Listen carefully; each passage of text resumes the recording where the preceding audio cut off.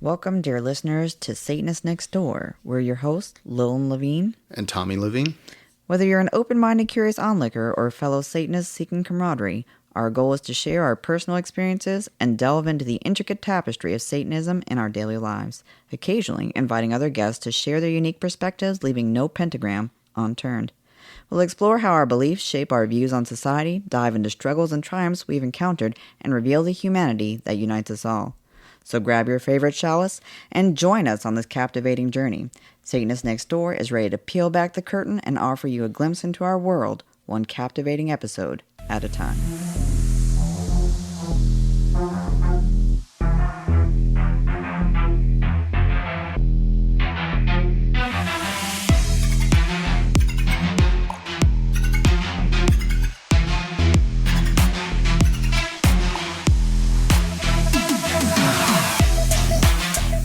Hello and welcome to another episode of Satanist Next Door. Today, as we talked about in the past, we have some guests with us. Some really good friends who are also part of our congregation, Lilibat and Nigel. Hello. Hello. Hey, welcome, guys. And we thought it would be a good episode to, just kind of talk about their path into TST. Because everybody's path is a little bit different. And I thought theirs was kind of unique. And so, let's get started. So, all right. Well, why don't you open it up? I mean, we've become pretty good friends over the last few years, or over the last year or so, I guess, maybe a few years, because it was COVID time or not. Yeah. I don't know. Time is like sort of warped into itself. I definitely say over the last year, we've definitely got to know each other pretty well. And yeah, definitely. And, your path was a little bit different. So maybe we can start out by saying, how did you find TST? So, so probably like a lot of people, I started kind of looking into TST, and I can't exactly remember why, but it was during all the lockdowns and stuff, and probably late 2020, early 2021. And I think I just, for whatever reason, started looking it up and read the tenets and sort of resonated with the tenets like a lot of people. Been atheist for 20 years, something like that, and never really found a good community around that. And so we joined I guess at that point it was the international organization in April of 21 and got membership. I actually didn't know you were looking into it. That's initially. True. Yeah. I didn't hear about it from you until Sober Faction came up. Yeah. And then that was my and that was a little bit after to TST from you. Yeah, and that was a little bit after looking into the main organization. So in like February of 22, I joined the Sober Faction group, like the Facebook group, and we got started with that, and then started attending some meetings. I think our first one was after a Temple Tuesday service, and that kind of got us more interested in, and actually, so I guess to back up a little bit, we got sober in September of 2021, and that was what then led us to look into Sober Faction once I somehow discovered that. And I don't know if it was just from the campaign page on the website or what, but once we got going in that, then part of the strategy for us to stay sober was to try and find some community and start getting involved in some stuff that was like outside of our normal sort of daily routine, because after the lockdowns and stuff, we were still a little bit isolated where we were living. So we thought, well, this would be an interesting way to sort of meet people, and found out that Houston has a local congregation and started talking to you guys. So. Which was awesome. But a lot of people may not know, I mean, Sober Faction is one of my favorite campaigns. It does a lot of really amazing things. But can you tell us a little bit about what Sober Faction is, what they do, kind of like what your experience has been? Yeah, so I guess I need to start out with a disclosure that I am modding for Sober Faction right now, which is basically that I moderate the chats in the meetings. And that I can't speak for Sober Faction in any sort of official capacity. So this is basically just my personal experiences. These are personal completely experiences. Understand. Yeah. So Sober Faction has been going for a few years now. primarily it's an online platform. I think the private Facebook group. He objects. Dogs in the background. So primarily, it's the private Facebook group is the main point of contact for everybody, and that's kind of where all of the meetings and things are scheduled. The meetings themselves are Zoom meetings. They like I said, they've got pretty much one every day. Some days, I think like Sundays, they've got two, and they're always doing things like pop-ups and whatnot in addition to the regularly scheduled meetings. And so their general idea is that they are a peer support group that's an alternative to sort of the supernaturalist groups like Alcohol Anonymous or AANA, and they allow people who want to get sober but don't want all of the superstition and things like that are involved with those groups, so they can just focus on their sobriety. So they're, and you don't have to be a Satanist to be part of Sober Faction, my understanding. Yeah, that's true. Yeah, So there's a lot. There's a lot, very diverse community. I don't know if I've ever seen any like Christians necessarily in it, but I don't think that. I think as long as they weren't proselytizing, I think nobody would have a problem with it. Cool. Nice. They are very welcoming. Really nice. I know as a child growing up, my mom and some of her partners had alcoholism issues, and so I went to Al-Anon and NA, and then as a, my own personal journey, I've been involved in things like AA on and off. It was interesting to me to see this come up. I know there are other organizations out there that sort of do a similar devoid of spiritualism sort of thing, but this was cool because they kind of really focus on the personal empowerment and encourage people to build healthy relationships and really seek out their own role journey on this, but to support one another on that individually. Has that been your experience? Yeah, absolutely. They are very much against the idea that you have to submit yourself to a higher power. And this is part of the satanic sort of principles coming into it. Yep. Where you're responsible for your own recovery, and you basically are your higher power.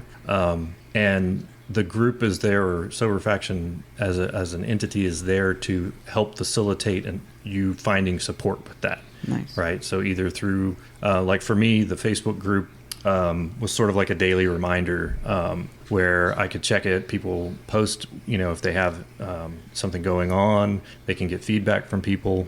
But it's just sort of a way that, like, every day I can look through the feed from the Facebook group and sort of be reminded about why I'm still staying sober, and like it's just kind of like a little kick in the ass every day. It feels more positive to me. My experience with AA and Al-Anon was a bit negative in that, they flat out said, you will fail if you don't have a higher power to get you through this.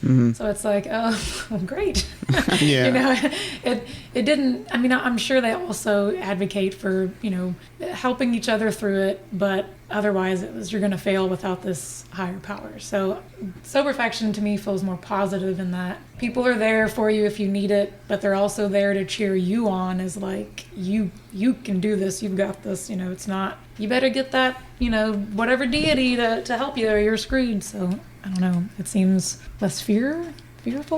Yeah, I would say that. Less guilt-based, it sounds like. Less guilt and shaming, because I know my experience with AA and NA also was, it's almost like if you relapse, you're shamed. Yeah. You've put in, let's say you put in 10 years, and you've got your 10-year chip, you go out, you have a drink, shit happens, and then you come back and they're like, oh, you got to start all over again from day one, Right. Get your 24-hour chip. And it's like, it's almost like you throw away those 10 years and you're kind of shamed into supposedly being sober again, and to me that didn't work with my personality. I was like, well, fuck it, if I lost that time, then what's the point? Yeah, and I've actually heard too from people that like the higher power thing sort of worked in reverse, where they felt like they like it wasn't their responsibility if they relapsed, because like, oh, they have no power over it, so they just go and do it, and that sort of like gives them an out, right, or whatever too.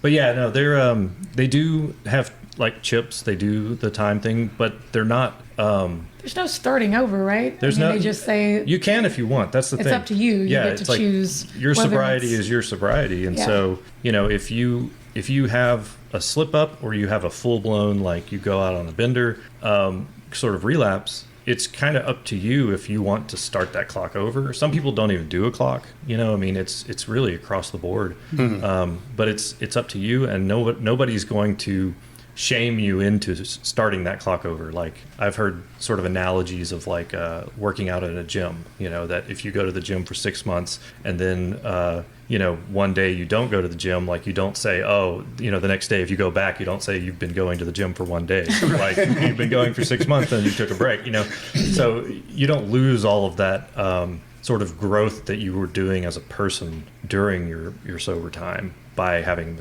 a relapse. And, I think the general idea now is that like relapse is sort of part of the recovery process. Yeah. Most people do it at some point or another, and it's like, you pick yourself up and you learn from it and you keep going. Yeah. So. Well, there was a conversation we were having at one point, and you had said one of the things you learned, and this might have not been from Soberfaction, but it was in your sobriety journey, was that only an addict can understand an addict, yeah. Mm-hmm. And that's true. Most people in recovery will relapse at some point, in some way, shape, or form. Right. It's whether you're quitting smoking, whether you're quitting whatever it is that you're addicted to, and you're quitting it. It's normally not first try out of the gate, cold turkey, and that's it. Right. I if anybody has, congratulations. I mean, hell yeah. If I can pat yourself on the back, but it is a journey. And it just seems like Soberfaction seems to understand that. Yeah, I would agree with better that. than the experiences I had when I was younger and I went to things like AA or NA, as part of my partying and journey and all of that sort of thing in my life. Right. And not to detract from some of the organized religious beliefs that go into other programs, because great if it works for you, no problem there. But I think one of the differences being based in Satanism and the fact that part of the tenets with TST specifically is that people are fallible instead of, we're just human, fuck it, like we have human moments. No, we know that. We understand we make mistakes, and it's not about blaming a higher power or expecting a higher power to fill that gap. It's about learning how to find a way to fill that gap for ourselves. And I know Soberfaction utilizes skills like dialectic behavioral therapy, which I actually came to know about through working with depression and different. I have a traumatic brain injury I suffered with, and so I had learned those skills because I would deal with a lot of emotional issues. Mm-hmm. And then part of that was coping with extreme anxiety as well, and the dialectic behavioral therapy was good, but then drinking was my other coping mechanism. And anytime I had to deal with the public, that was something that I would often go to. And when I got involved with TST, it involved dealing with the public. And so that was something I would fall back on at first, because it seemed to make everything normal and calm, even though realistically it doesn't make anything normal except for your personal perception of it, right? Right. Is it seems like you're doing better, even if maybe you're actually not.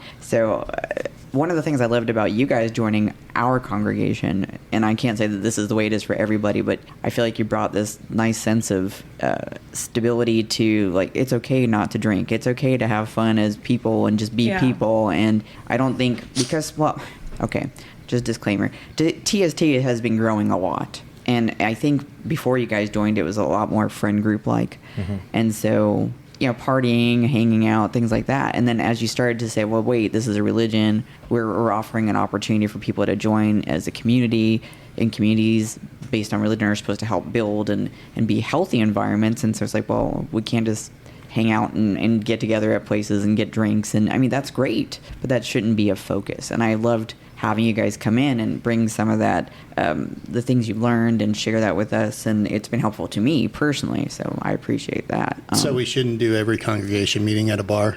No. No, but like you said, Satanism is not a requirement. So Soberfaction has been great, but why move into Satanism? What was it about that was appealing to you guys?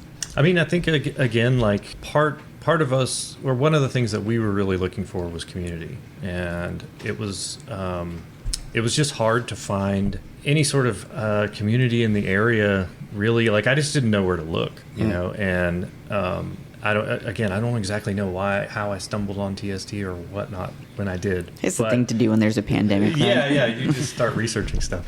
But yeah, that was what caused us to sort of reach out to the local congregation, was looking for that community. And, you know, we were sort of guarded at first because we didn't know if it was just going to be sort of a glorified drinking club, you know, because it very well could have been. Well, I had a lot of probably the same thoughts that your typical folks do about Satanism. I didn't know anything about it before you started looking into it and were wanting to join, and I was like, oh, Satanists, eh? Yeah. So I really didn't know anything about it, and so I was a little unsure. But once you start looking into it, reading the tenets, it's like, oh, well, you know, seems pretty reasonable. And then once we started meeting people, you know, we started coming to the monthly Zoom meetings and talking to folks, and I was like, these are cool people. And that was what got me interested to begin with, was just, oh, these are the weirdos I've been looking for that I haven't ever found anywhere else. Yeah, a lot of people say, you know, they don't become Satanists. They just discover that they've always kind of been a Satanist once they run into either some material, or they talk to somebody, or they meet another Satanist and they explain what Satanism, we're not like the boogeymen and stuff like that. And it's like, oh shit. It's like when I met Lilin, I was already a Satanist. She wasn't. And it's like, ooh, Satanists, those are bad people. Those are, you know, and it was like, no, here. And, you know, and then she was like, oh shit. Okay. Yeah. This all makes fucking sense. I mean, granted, back then, not to date myself too much, there was really no options like TST. And so there were definitely stigmas attached that did have merit. There were aspects of COS Satanism, which is where I came in, that I did not agree with, which doesn't mean everyone that's in COS does, just because they're there. But there's things that I personally couldn't align with. And then when I learned what the real roots of the development of the Satanic Bible were, and then a lot of the personal issues I had with some of LaVey's stances, because eventually it really became a religion of LaVey's philosophy. I just didn't feel like I fit in. And so when I kind of stumbled into TST, it fit with so many of the things that I felt were missing. Not that we're political, but there are political aspects where we're actually out there trying to combat some of the ever-encroaching theocratic stuff that we see all the time. But is it, like people will say, is it a cover for other devious things happening? I mean, what, in the few years you've been very involved, has it been any of the things that you were afraid it would be, or was it completely different from what you expected? I mean, we can only speak to our congregation, but in our congregation, it's pretty chill. Nothing weird. Yeah. We like to play board games and watch weird movies, and, you know. Yeah, and, you know, and I'll say, too, kind of from what you were saying, like, if TST didn't exist, we probably wouldn't have aligned with Satanism. Definitely not Church of Satan. I remember reading parts of the Satanic Bible when I was in high school, and I was just kind of like, you know, it didn't really. I was a different person back then as well. Yeah. But yeah, I really don't think, and especially like if it was like a theistic thing, where there, you know, people were actually believing in the devil and like worshiping Satan, like, that would have been a no. You know? So I think it's really just the sort of TST style of Satanism that really spoke to us. And I think if, like I said, if it didn't exist, we probably wouldn't have looked any further into it. Fair enough. So like I said, we were kind of guarded, you know, approaching the local congregation, just to see what it was like. And I think the sort of normalness of it is really kind of what was attractive, you know, that it's a bunch of, you know, people that are sort of misfits, but like, we've always felt like misfits as well. And so it was really fun to be able to meet these people, because we're like, where else would we ever have met some of the people? Like we wouldn't have known where to go. And like we're all scattered across this large city, you know, it's different people in different suburbs. Like it's a really large area. We all are in different, you know, there's lots of different age groups. There's lots of different, like, just people in general. And so I feel like a lot of these people, like, we probably would never have even run into, you know? True. Yeah. So.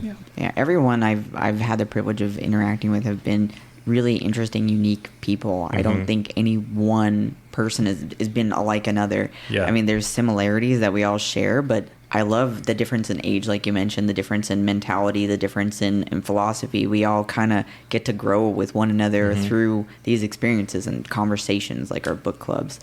So that's been really fun. And then I know you guys are also parents. Does that bring something different to it for you? Was that a challenge that you guys had to work through when you were thinking about it? I think so. I mean, I think that sort of where we live, like we don't disclose that we're Satanists really to anybody outside, and part of that is to sort of protect ourselves and our kids. I mean, I can only imagine a lot of parents would never let their kids talk to our kids if they, there's just a lot of sort of unfounded stigma around it. And so, I think that was part of it. And I mean, also the idea that like I said, when we were getting sober, we wanted to find a community of people that we could start becoming involved in as a way to help us with our sobriety, in addition to just wanting to find cool people. Right. But it was like, we need to get active and like have things to do, Other than go to the bar. Other than go to the bar or stay home and drink, like it was like we need to have sort of be accountable for things, responsibilities, things like that, outside of our just normal like work day week and all that. And so that was a really kind of big part of it. And so we didn't really know if there would be other people with kids in the congregation, so that was really cool to find out that there are, and that there's like sort of a whole you get a whole lot of different perspectives just on parenting in general. Yep. Well, it was the first time I ever met a group of people where everyone was like, we didn't do the Santa thing. I was like, I'm not the only one. Because I've spent so many years. Finally, my kids they're in their teens, and I don't have to worry about the Santa thing anymore. But that was so frustrating to me to have so many parents being like, your kid better not tell Mike that there's no Santa. Or people get so mad about it. And I was like, oh, wow, everybody that I've met in our congregation didn't do the Santa thing. Yeah. Again, it's just we're not drawn to the superstitious kind of. I mean, I don't know. I know when our kids were very little, we actually did do like the Santa magic thing, but it was like this limited. They knew it was kind of a fairy tale thing, and we'd put out food for the reindeer, but it was really for the wild animals. So we'd put like carrots and things that would disappear, and so the kids would know where it was going. But it was the ritual of doing the little night before Christmas poem, and getting to see the cookies out and having cocoa together and baking. So we would do that, but they knew it was part of a ritualized story. So we never were like, oh, this magic fat dude is gonna show up and touch his nose and pop into your room. So well, I just let my kids think whatever they wanted, because they would sometimes come home and ask me, like, is Santa real? And I'd be like, what do you think? There you go. And if they said yes, I'd be like, okay. And that's kind of where I would leave it. But I was never writing Santa on gifts or anything like that. Yeah, it was like with everything else. Like we didn't care if other people wanted to do that. It only became an issue when they would start asking us to like lie keep to their kids. And, keep their thing up, and it's like, okay, now that's weird. That's too much. Now it's weird. Now it's becoming uncomfortable because you're asking me to actually lie to your child, right? And we've always treated our children, almost like adults with obviously, age appropriate discussions, but we didn't treat them like we'd watch other parents with their children, and it was like, why are you, explaining it? Like, why don't you just explain the truth of whatever the situation was, and just bring the truth down to their level, versus making up some lie or something like that. It's just kind of always baffled me. That's the other cool thing I think about, like, sober faction people, even if they're not satanic, they have a satanic philosophy to a degree, right? Where they tend to be very honest about situations, willing to work through things, able to use their own cognitive skills and reasoning to sort of get to where they need to be. Has that been what your experience has been together? Did you guys take turns getting into this? I mean, how has this evolved for you from sobriety to Satanism, and how has that been? I guess I would say you have definitely done more with Sober Faction. In the very beginning, when we first got into it, I really liked it. I felt weird in Al-Anon. I initially was going to Al-Anon because you had. I thought you were the alcoholic, and I just drank like a normal person, which was, I learned later on I was also an alcoholic. We were just at different places on the journey. You were a little ahead than I was, but I always felt a little weird in Al-Anon. And then when I attended a couple Sober Faction meetings with you, I was like, oh, I feel much more comfortable here. Yeah. Like I'm getting what people are saying. It's feeling more. So it's like, yeah, okay, that's.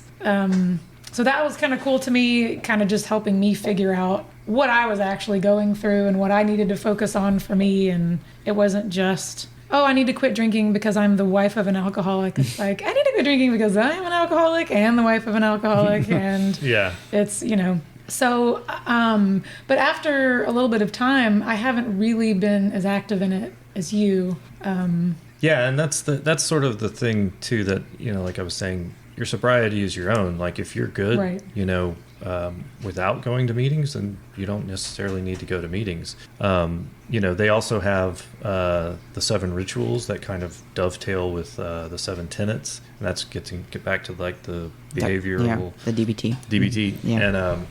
And but there's no requirement that you do the 7 rituals. You can if you want to or need to, if it helps you, but you're not going to be kicked out or shamed if you don't.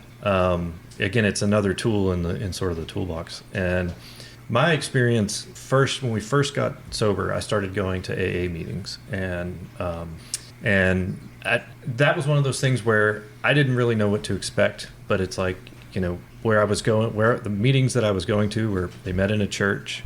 They opened with the Serenity Prayer. They closed with everybody holding hands, doing the Lord's Prayer, and that was really surprising. Like, I didn't expect that at all. Like, because I had heard that AA was supposed to be agnostic or whatever it is when it came to specific religions, and so when everybody, at the end started doing the Lord's Prayer, I was just kind of like, welcome to the South. Yeah, I was like, what is this? And that's not fair, because I will say, when my mom would go, like, we lived on the East Coast in New York, and they did still do the prayers too. So it's not a Southern. I have a relative in California. It's the same there. Yeah, and I don't know that it's all over the place, and I know that it's not like an official position of AA, but it seems to be pretty widespread. And I don't know that they would necessarily. I didn't ever try to fight it, but I don't know that people would necessarily take kindly to you asking that you don't do that. Yeah. But so at first, I remember telling Lil about it. Like, I'm going to try and overlook that. I'm going to try and not make that a thing because I need to get sober and I need to do this. But for people that, I didn't necessarily have like religious trauma growing up, but for people who do, like, that's kind of a tall order to have them go, and they're trying to get sober, and now they're having to confront, this stuff that ostensibly is not supposed to be a part of it.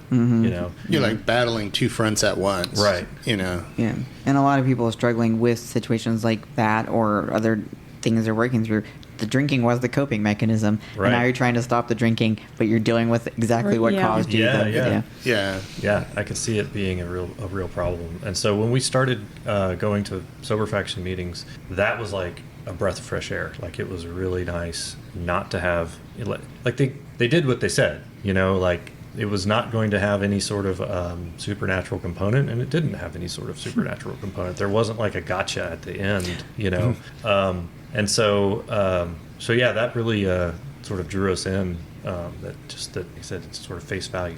And just to clarify again, I know you can't officially speak for Sober Faction, but there's been a little bit of back and forth in news about like the supposed split. But TST still, Sober Faction is still part of TST. It was just some people left Sober Faction. Right, that's correct. Yeah, there was an article recently, and I think the way that the reporter worded it was that Sober Faction had splintered off from TST, and they just left it at that. Which I definitely raised my eyebrows when I read that, and then didn't see any clarification later on. So Sober Faction did not splinter off from TST. That makes it sound like the whole thing just left, and that's not what happened. There was a disagreement among some of Sober Faction's leadership, and some of the leadership did leave Sober Faction and leave TST and started their own group. but other members of the leadership stayed with Sober Faction, and they started rebuilding and getting meetings back up and running and everything, and now it's going strong again like it was before all of that happened. Yeah. So it's amazing how people take that and they sort of spin it in their own way, because that happens everywhere, whether it's a church, a business. The CEO of a company leaves, they don't say Coca-Cola split, it's like, Right. no, the CEO of the company left and they replaced it with a new CEO. Right. Coca-Cola's still there, yeah. But the nice thing was, honestly, they left. They were doing their own thing. People are still getting the help they need. There's still a group there. Good for them. And then TST is still doing what they were doing, and we're working to just make sure people are getting what they need, which is a group to help maintain their sobriety. And so I was happy about There's that. not really competition No, between we the could two. use more. Yeah. Yeah. The more non-religious groups, the better. Yeah, it's like now there's another group that people can go to get the help that they need that doesn't embrace supernaturalism and all of that stuff either. And so, The more the merrier. yeah. But yeah, the article, the Atlantic article, which went into so many interesting things. As people are newer to Satanism, how have you personally felt about these kind of infighting conversations that tend to come up so often? I mean, it's not unexpected. Yeah. There's a lot of people with a lot of diverse viewpoints, and TST seems to kind of embrace pluralism, which is again like one of the draws for me. But when you do that, you're going to have disagreements, and part of, I think, the sort of maturing process is learning how to deal with those disagreements and not not have maybe as much drama as there's been in some of them. Like, I'm kind of looking forward to the organization itself learning better how to deal with those things, so that, again, sort of knowing ahead of time that, like, these things are going to come up. Yeah. Like, there's no avoiding it, and especially when you've got so many people who, again, like, I mean, we're basically like what is it, like a group of non-joiners, Right. It's like you Joining got a lot of together. loners and stuff, and that in itself is pluralistic. That you have just all these people that are very focused on individualism and seeing things their own way, and now they have to work together, and that requires compromise. And I don't know. That's it's a very young organization at only 10 years, and I think that it's definitely been impressive that it's weathered what it has weathered. Yeah. But yeah, I am looking forward to sort of The maturing. getting kind of over the growing pains, Yeah, I don't know that they ever fully go away. I know when I came into COS back when, they had tried something similar to the congregation program. Tommy and myself actually joined that program and tried, but it did not live very long at all. They couldn't deal with that. So I was very proud of the fact that despite the very diverse nature of TST, every congregation I've interacted with is done differently. The leadership is formed differently. The way that they go about their business is very different. And yet there's a very common undercurrent to it where the people are there to accomplish goals. And those goals are to create a religious environment that's based on the tenets, that provides a community, that gives people support and a sounding board for life. And that's, no matter where you go, that tends to be what's happening. And granted, some of the congregations have issues. We all have issues. Yeah. But we learn to work through it. And I think that's what's been nice. So there is a sign of maturity that I think is hopeful. And then, like, you guys decided to come in on leadership council and be part of that, even though, like, you're still getting your feet under you in some ways, but you've been here for a while now. And so it was natural for you to move into that. Was the impetus of that to kind of help shape things, or what was your interest in being more involved at that level? I mean, honestly, I think that a lot of it was, again, just wanting to have sort of responsibilities that we needed to be there for, just personally. And then also, just the idea that we could help sort of shape the congregation and sort of respond to what the congregants are looking for. That's what's really interesting to me is to kind of make sure that we're doing things that they're interested in and that are benefiting the congregants. So yeah, I think that's Yeah.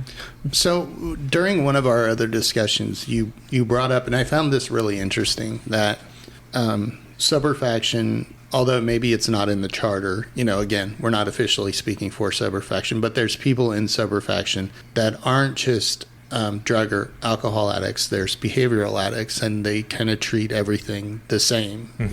So like AA is specifically focused on alcohol, and you get some drug addicts in there, but then for that you've got NA, but somebody with, say, sex addiction or something like that wouldn't probably be welcomed there. Whereas in Sober Faction, it seems, at least the impression that I've got, is that if it's an addiction, then Sober Faction's there to help you through that addiction. Yeah, that's been my experience as well. There is a very wide diversity as far as what addictions people are dealing with. There's gambling, there's sex, there's porn, there's obviously alcohol and drugs. But yeah, I think that there's sort of an underlying common thread where an addiction is an addiction, and it's usually born of something deeper. And so that's kind of the unifying thing. And I'm not a therapist or anything like that, but this is just, again, just kind of what I'm gleaning from listening to people. And so, they're all involved, they're all involved in the meetings. They're all, Sober Faction has an allyship program that, where, if you're reaching out on, say, the Facebook group, you might get, you put out a post and then you have to kind of wait for people to respond, right? And you don't necessarily know who's going to respond. It's kind of a group thing, and you have to put all that out there sort of publicly. I think you can post as an anonymous user, but it's not as personal. Whereas with the allyship program, you're sort of matched with somebody who is also undergoing, sobriety or dealing with an addiction, and they can kind of help you one-on-one. And there's not like a student-teacher sort of dichotomy of like the sponsorship stuff in AA. I was going to just say, sponsorship with AA, but that's more of a, like you said, a student-teacher. And there's sort of a power dynamic there. And with this one, with the allyship thing, it's like everybody's on equal footing and you're just helping each other. And again, I think it goes back to more of this idea that like Sober Faction is sort of there to help facilitate people helping themselves. You ultimately have to show up to the meetings. You have to post, you have to reach out for an ally, all that thing, all of that stuff. But that's what Sober Faction's there to at least help you with, so you're not having to just white knuckle everything on your own. Right. Well, and I kind of like that, because when you don't have that power dynamic shift, I think maybe it helps avoid some of the toxic things that you tend to see with that displaced, I've been doing this forever and I'm this mentor and I'm better than you, essentially, and it's not geared that way. Right. I've spilled more wine on my shirt than you drink in your life. I mean, I've heard some horrible things, like when I was a teenager and going to AA and NA, and I was like, you really think that helps people? Right. I mean, it was, and so the other thing, I mean, and I'm going to ask you more your personal opinion on this. Things like harm reduction, because I remember when I went to AA, and I think things might be a little bit different now, but it was like, if you were an alcoholic or you were a drug addict, you were forever and ever and ever and ever and ever an alcoholic and drug addict, and you could never touch anything else again. So if you were an alcoholic and you smoked marijuana, maybe to help you get past something, but marijuana never ruined your life. It never took over that, but they'd still consider that a relapse. Whereas I know in discussions with people, some people consider that more harm reduction, and it's not necessarily looked at as a relapse or something like that. And it's okay to do, so long as marijuana, again, doesn't take over your life, whatever it is that you're, doing. Yeah, and that's been my understanding from talking with people as well, that I think that there's definitely a diversity of views regarding that particular thing, but I know that there are people who practice harm reduction and who advocate for it as sort of another tool to be used, where, like, for some people, they have to go completely nothing, they can't use anything. It's like full on sobriety. And for other people, it's like I think some of the stuff is viewed sort of like with drugs that people don't necessarily think of as drugs, like coffee and stuff. Like, you're still drinking coffee, you're still smoking, nicotine and things like that. So things like marijuana are sort of used in that kind of capacity, that like, this is something that helps people to not use the drug that's been ruining their lives. Right. It's like, So that's sort of the dynamic or whatever with harm reduction. Yeah, I always found that really ironic and somewhat hypocritical when I would go to AA, and it's like they would teach that whole you can never touch anything else again, but it's a room full of people smoking 2 packs of cigarettes a day, drinking 12 cups of coffee and all that. So like, well, those are all addictive substances too. Right. Yeah. And that's right there is like a form of harm reduction, right? Yeah. Like you're smoking and drinking coffee so that you're not, it helps you to not drink alcohol.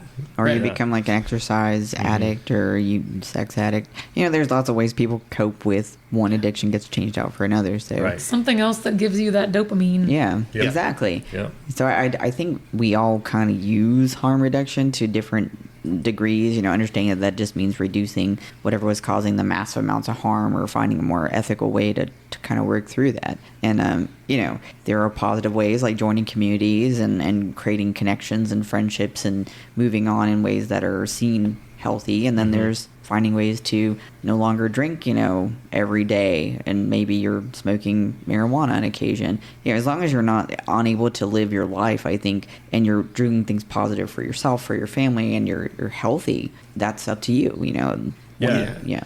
And I think you need to be aware also of, and Lilibat, you brought this up in a discussion we had where like you considered yourself a high functioning alcoholic. Yes. So you can still be an alcoholic and not, or a drug addict or something, and not have it destroying your life, but you're still addicted and doing things in a way that you shouldn't be doing them, but you're just high functioning at that point. You haven't quite made it to the next level. And it's really easy with alcohol because so many people drink. Yeah. And it's a really common thing at parties or get-togethers, social. So it's very easy to say, "Oh, I don't think I drink more than Sally, and she's fine," So it's pretty easy to talk yourself out of that, accepting that you are an alcoholic. But I definitely drink more than most, and I learned through. I had a counselor for a bit when we first quit drinking, and I went to her saying, "Oh, I'm the wife of an alcoholic." And after I would tell her about my behaviors with alcohol, she was like, "I think you might be an alcoholic too." And just kind of, it still is weird for me to say it, but I do realize it. I don't think it ever stops being weird. Like I grew up as a child of alcoholics, like, oh, I'll never be like those people, and that's awful. And then you slowly start drinking, and then adding more drinks, then realizing you need drinks to cope with, the drinks that you had. So, and then it just kind of spirals out of there, because I know for a long time I would do that. Like I said, anxiety, social interaction was super stressful. So of course I'm going to coast through it by having a couple drinks, and then before you know it, you're doing that all the time. And then, hey, you're an alcoholic, but you don't necessarily want to say it. Yeah. Well, when you're in your own bubble, it's hard to see yourself from the outside. So, looking back now, I'm like, that I drank a lot, because I drank so much to the point that we kind of couldn't go anywhere anymore. Yeah. He drank more than me, but I also drank to the point where it's like, well, I know I'm going to get real drunk real fast. That's going to be my goal. So I can't really even be around anybody because I don't want people to see me like that. So we would have to avoid family functions or get-togethers with friends if it was like too late in the day, because we'll be like, well, we'll be too drunk by then. So we can't go to that. So we were literally just slowly isolating ourselves more and more so that we could accommodate how much we needed to drink. Yeah. And so it's funny now to say that and be like, what? I'm not an alcoholic. But when you're in it, you just kind of can't quite see it for what it is. And then, like I said, I could look around and see other people that I thought were, that's an alcoholic, not me. So. Yeah. It's hard because so much of our society is geared. I mean, there's work functions about drinking, and there's social functions for drinking, and you go to a wedding and everybody's drinking. And so, and then you're not supposed to drink and drive, but you got to get to the bar, and then you got to leave the bar. Right home from the bar. It's like a whole lot of weird stuff where drinking, we all know, I mean, unquestionably is bad for our bodies and for our minds, and yet it's so ingrained in everything we do. Yeah. I mean, I was definitely a very high functioning, because I always, even when I was a teenager and going through I'm going to do every single drug in the book, and as much quantity as I can. I still held a job. I still always showed up for work and all of that sort of stuff. But if there was 4 bottles of wine in the house, I'm drinking all 4 bottles of those wine that night if I start drinking. I could go days without drinking, but if I pop one of those open, they're all getting done. Yeah. It's like, that was just the type of personality that I had. It was like, well, we're going to do this, and we're going to, all the way. put everything into it. Yeah, and that's, looking back for me, it's like, I think I was getting to the point where I was becoming not high functioning. Yeah. I was getting to the point where, like, I think my job would have been in trouble. It was hard to get through the day without drinking, and I never drank at work, but I probably would have started pretty soon after, had I not stopped. Like, that's just how it goes. It's a progressive thing, and it was getting bad. And then when you, like I said, when you look back on it, you're just like, man, I can't believe, like, it's such, like, obvious red flags, but when you're in it, you're like, it's fine. Not I'm so I'm bad, doing- Yeah. I used to tell Lilin, I was like, there was times where it was like, I never knew the personality that would come out when she'd get drunk. It was like, flip a coin, Are you going to be the really fun drunk, or are you going to be the, not so fun drunk? Yeah. And you just never really knew. And that was, one of those things that, as we talked about things, and I got sober I had a medical reason. So, I kind of didn't have a choice. I had a choice. I just didn't want to die. Good choice. So that made it easier to quit alcohol anyways. Right. Because alcohol was the one that I continued to do, because when she got pregnant with our first child, I quit all hard drugs. It was like, okay, cool, I'm quitting the hard drugs, because it was my choice what to do to my body and all of that sort of stuff, but it wasn't my choice for a child to have dad drooling on himself on the floor or something like that and not able to make them breakfast or anything, but alcohol, well, that's okay. Like, it's everywhere. That's, and so I just kind of switched and kept escalating and escalating and escalating. And then, I got a medical condition, and then it made it easy to stop that. Yeah, but I mean, having kids was good for that, because we both were away from all of that stuff, and we met because I was hanging out at a club on occasion and couldn't always afford to go, so I'd wait for everybody to get out of the club, and then we'd go and drink or whatever after, and then you happened to show up at this IHOP where I like to hang out. We'd always meet there. About 3 a.m. And we partied really hard. We met, we hung out, and it was just pretty much it. Like, 3 months later, we were married. But it was always like drinking party, have fun, drinking party, have fun. He'd go to work, and, I'd do my thing, and then that was kind of the way it went. Drinking party, have fun. And then, drink party, have fun.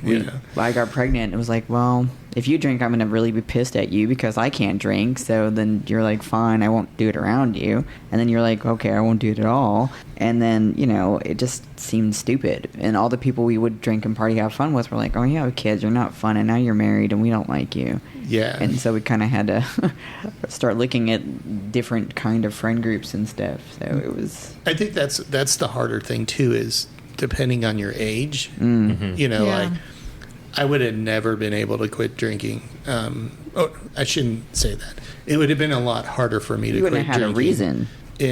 In my 20s or 30s, because it's like, well, what else are you going to do? Right. It's Friday night. Where the hell else are you going to go but the bar? Why aren't you going to the bar? What's wrong? Are you sick? Do you not feel well?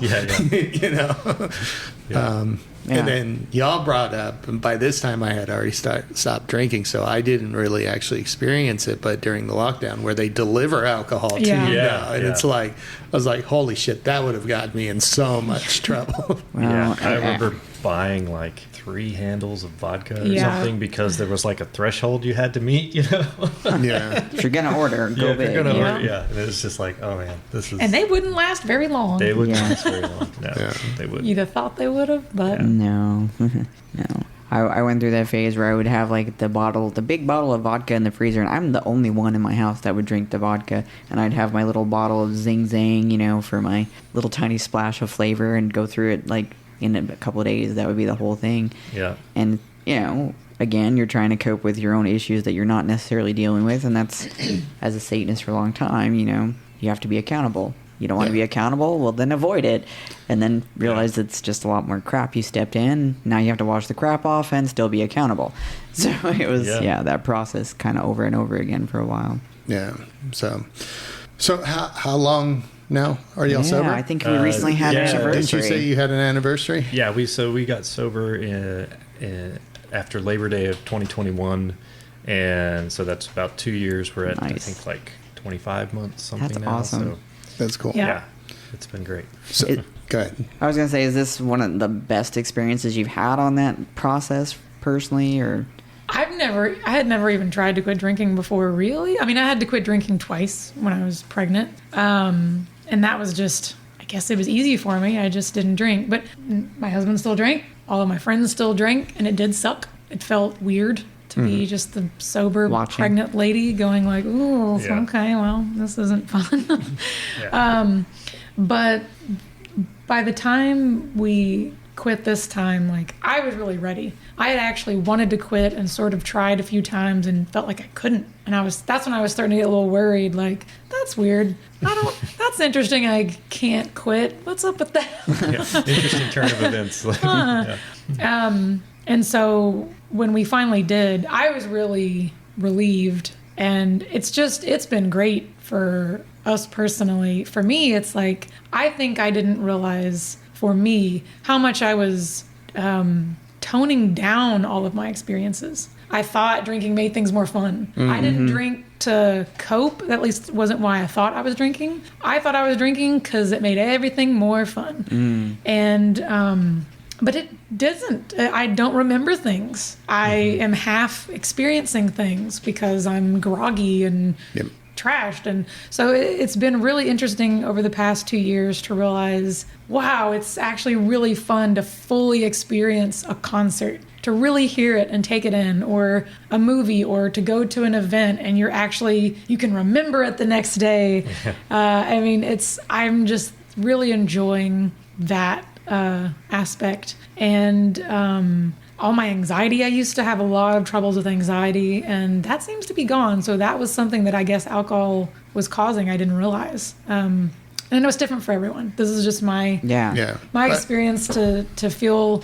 It feels much better to me being sober. So I have zero desire to drink anymore at this point. So I'm really enjoying this. That's cool. I was much the same way as you. I drank. I didn't think I was drinking to cope with anything. I drank because I thought it enhanced everything. Yeah. But I look back now and I'm like, I know I went to like fucking 20 or 30 concerts between the age of 15 and 30 something. I might remember 2 of them. Yeah. Yeah. And it's like, okay, I'm sure it was fun, but I have no memories of them. Whereas now I've gone to a few concerts and I remember every single concert. It's a totally different experience. I can actually immerse myself into what I'm doing and get pleasure from that because I'm actually able to immerse myself. I'm not like, whoa, yeah. And then the next day waking up, what the fuck did we do last night? Or the eternal porcelain promise where you're like, I'm never going to do this again if I could just get through this horrible like hangover. Yeah.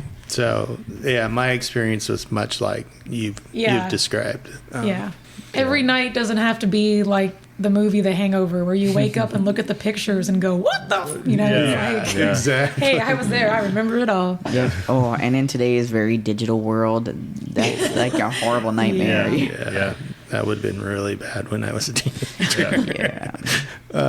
So what advice would you give? I know we're kind of coming up on an hour, so I don't want to run too much longer, but what advice would you give people that are either like exploring sobriety and maybe, like you said, apprehensive about Sober Faction being attached to TST. That's a satanic organization versus AA, and but then I have to go to a higher power and all. I mean, so would you give any advice to people, or I think I would say don't discount it. So keep an open mind, and read the tenets. If you're apprehensive about the TST connection, and kind of look into what TST does. And then, there's no harm in joining the Facebook group and checking it out. Yeah. There's no harm in going to a meeting and checking that out. If worse comes to worse and you don't like it, you don't have to do it, So that's what I guess I would say. But just keep in mind that it's definitely an option. And like we said earlier, there are some other groups out there as well. So maybe that would spur someone to check out, some of the other groups that might be a better fit for them if they, have never heard of Sober Faction and want to check it out, and then branch out, Just try and find something that works for you. So there's no weird rituals involved, no Satan involved. Yeah, no.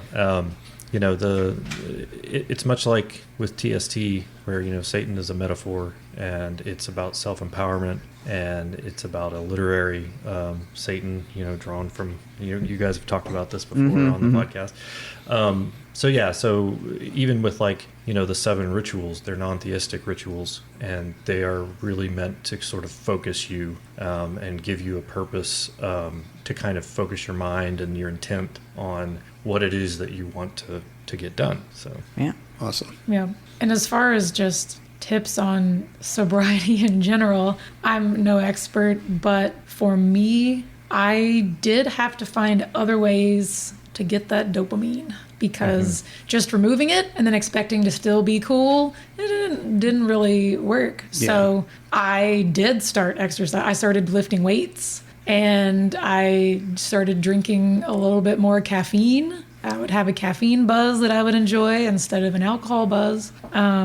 Did eat a lot of sugar at first. I had to get myself weaned off of that after a while. It's too much sugar. Doesn't do well for me either. But finding healthy ways to get dopamine was what really helped me deal with that. Because, you train your brain to get all that dopamine from alcohol. So I needed some other ways. So one random thing that maybe helps somebody, don't know. Nice. So get out there and find things that bring you happy, healthy enjoyment, and maybe even a community that supports what you're trying to accomplish. Yes. And just remember, if you do relapse, it's part of the process. Don't let anybody shame you into, I love the gym analogy. Yeah, I thought that was a good one I heard. That's a perfect analogy. You don't go back and say, I'm starting all over. I never went to the gym. This is my first day at the gym. It's like, no, I went for 6 months and I missed a day.